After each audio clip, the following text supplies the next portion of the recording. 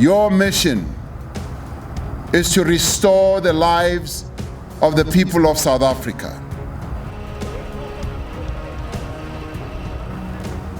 As it is now, when we start these 21 days, many of our people are fearful. They are doubtful. They are concerned. They are concerned about the virus. They are concerned about their livelihoods.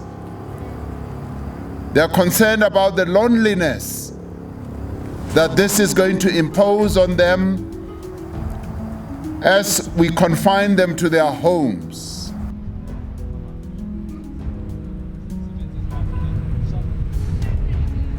They will be looking up to you to give them confidence that everything will be all right. On the 27th of March 2020, President Cyril Ramaphosa announced a 21-day nationwide lockdown to combat the spread of the coronavirus. The country came to a halt as the virus spread its invisible tentacles. With boots on the ground and sanitizers in hand, the men and women of the South African National Defence Force were deployed to help enforce lockdown regulations. But their presence came at a price.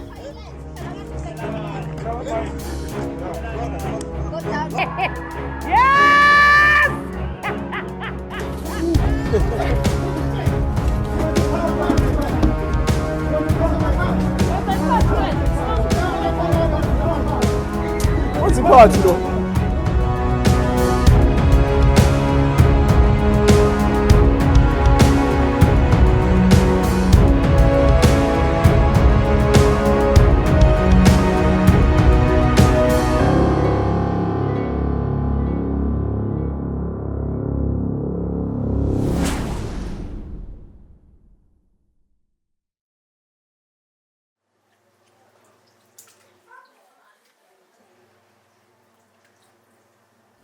When I first met Collins, I think I saw something about Collins.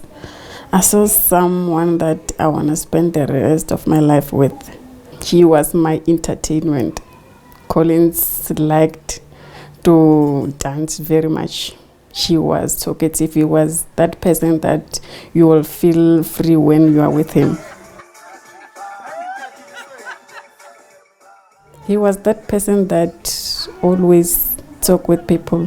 When he's outside or inside, you will hear by the music or me laughing when he danced for me. So he was that kind of a person. Collins Khosa is my brother-in-law. I've known him for quite some time. I think around about 15 years if I'm not mistaken, but it won't be less than 15 years. Collins was a jolly person. He liked life. He was somebody who would be, he liked dancing too much. So whenever he's around, when music is playing, we know he's going to be dancing. We had quite a lot of videos of him dancing. So if we have like family gatherings, we know if before he dances, nobody must dance. He must open the floor for us.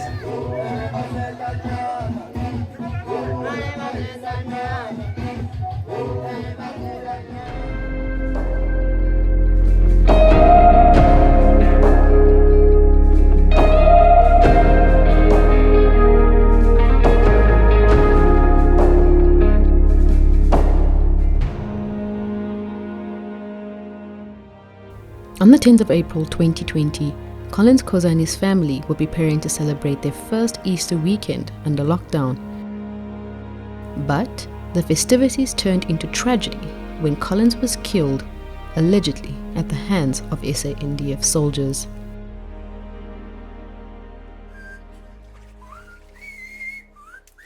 So later that day, he said to me, I need to wash my car. So that's what we did. And we had beers that we bought previously. Yeah, so we started having our beers while he's busy doing his final touches on the car. I went and called him, said, hey, the food is ready now, you can eat. So he went into the house. A lady came running into the yard. She said to us, all of us, there are soldiers outside. Mind you, before then we have never had any or seen any soldiers moving around here. So as we approached the gate, I saw this female SANDF officer.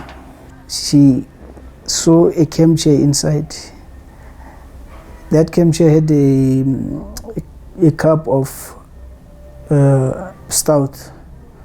So that was the one that Collins was busy drinking before we went into the house. She said to me, "Have you been drinking?" I said, "Yes." She said, "But you know the president said you cannot drink." I said to her, "No. The president never said we must not drink.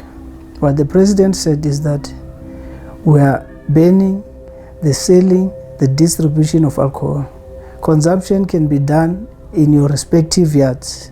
Don't do it in the streets, don't do it in the parks, don't do it anywhere else except in your premises." Then she was like, "I want your alcohol."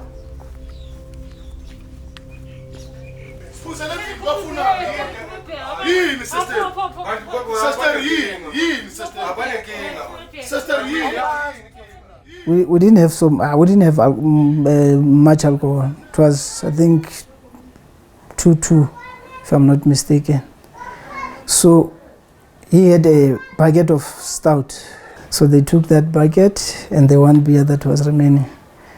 That was when the SANDF member, female member with a shambok, joined the scene now.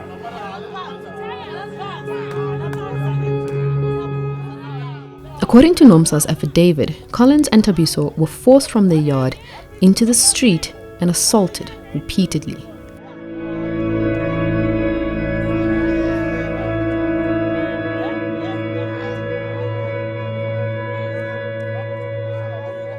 She said the soldiers confiscated beer from their fridge and poured it over both Collins and Thabiso. As they approached me, I was like, let me maybe explain my side of the story so that we can diffuse the situation. I tried to explain to them what happened, but they never listened. They started assaulting us.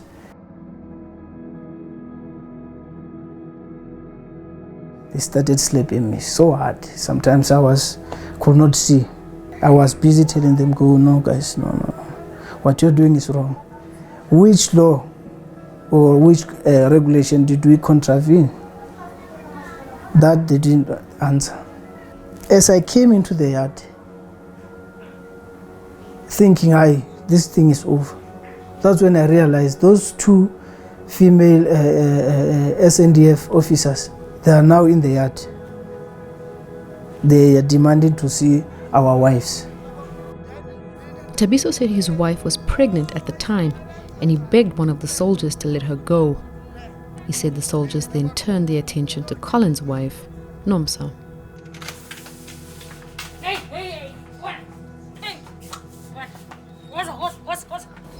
They took me outside. That woman whipped me several times. I didn't do nothing. I was just standing there.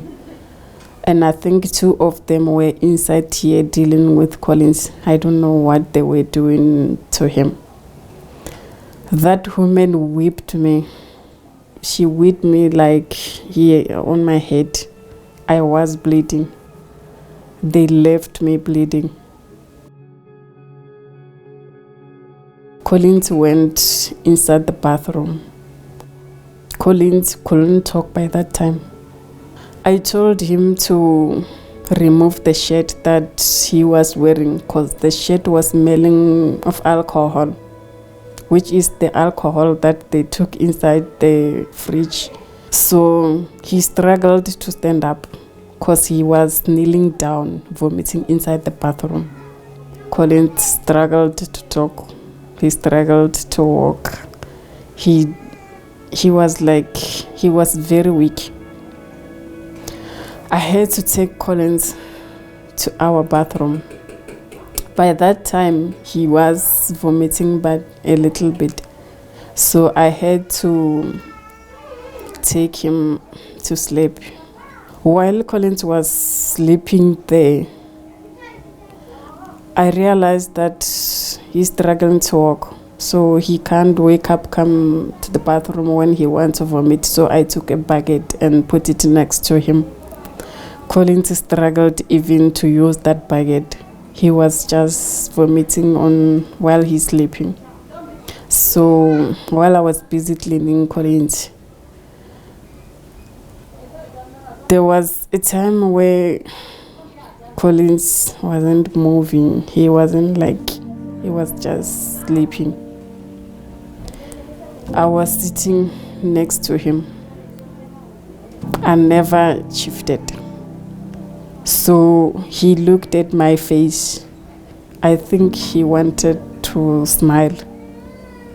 He looked at my face.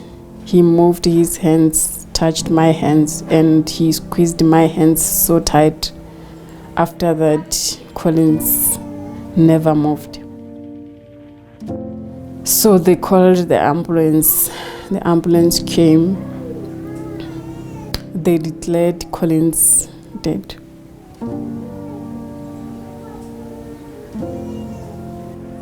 And the sad thing is, he was just looking at my face. I don't know what he wanted to say.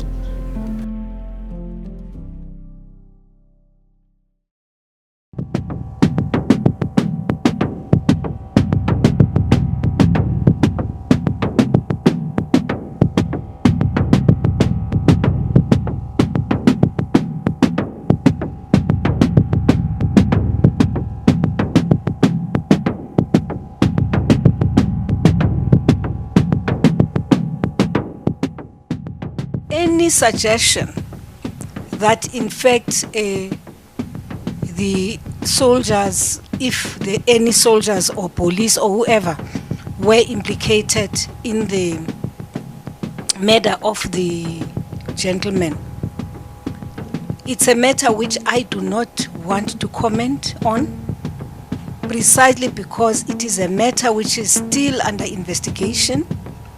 And in terms of the court, in fact, it is a sub judice matter. These cases are now being investigated by the Independent Police Investigative Directorate, and the other one in Khosa's case.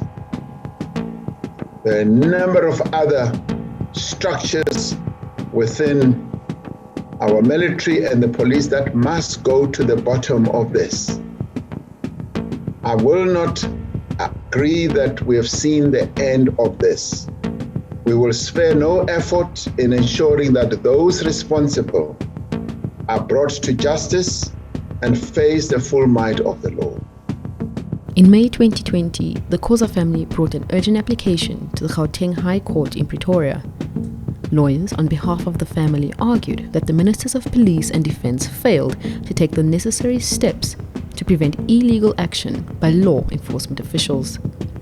Judge Hans Fabricius later ruled in favor of the family and ordered that the soldiers involved be suspended pending investigations. Warn all members of the SANDF, the SAPS and any MPD, as well as their entire chain of command, that any failure to report, repress or prevent acts of torture or cruel, inhuman or degrading treatment or punishment shall expose them each individually to criminal, civil and or disciplinary sanctions.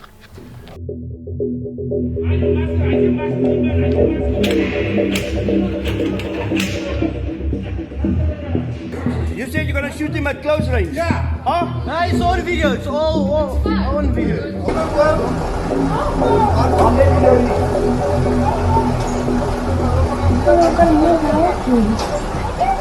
I'm media. I'm media. I'm media. I'm media. Gareth Newham, Head of Justice and Violence Prevention at the Institute for Security Studies in Pretoria, says that a lack of accountability contributes to the widespread miscarriage of the law by enforcement officers.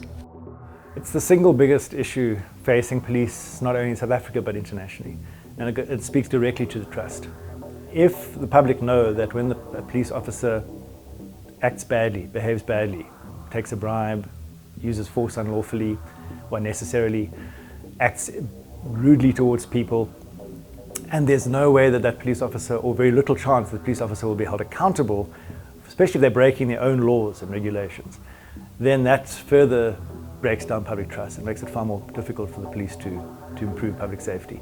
But instead we saw a very different role. We saw tough talk, threats, arrests of people, and in the early days certainly a very high level of brutality, using unlawful force and violence to try and force people to comply. And as many as 10 people in the first 40 days lost their lives due to the police brutally enforcing lockdown regulations. So I think it's not something just afflicting the South African Police Service. So the Collins Khosa wasn't actually related to the SAPS, it was SANDF and JPD. But I think we see the same problems with accountability.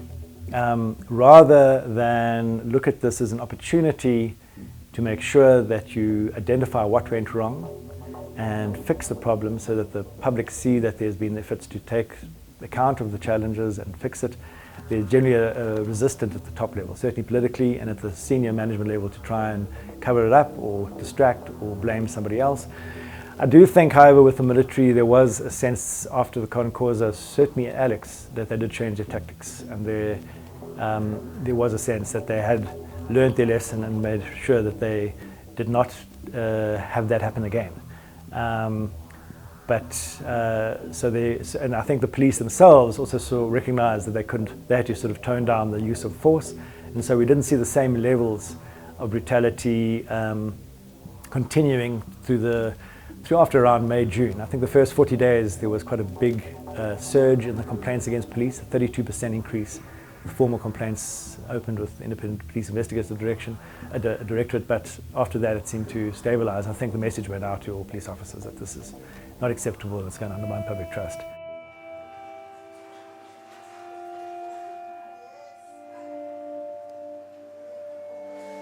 I think after our allegations, or I can say after the allegations, the SANDF should have come here and took our statement so that they can investigate and see what really happened here. But before they released a report, but they didn't come talk to us. So we were also shocked and surprised. How come she released a report before investigation? I was with Collins. I must fight to the very end that he finds his justice. I will not rest until he finds justice. When I say I need justice for Collins, I would like to see all those SANDF with those JMPD, all of them who were present at that day. I would like to see them behind bars for life. That's what I would like to see. They could have handled that situation differently, with a different outcome. But the way they handled it, even up to this day, I'm still very angry with that.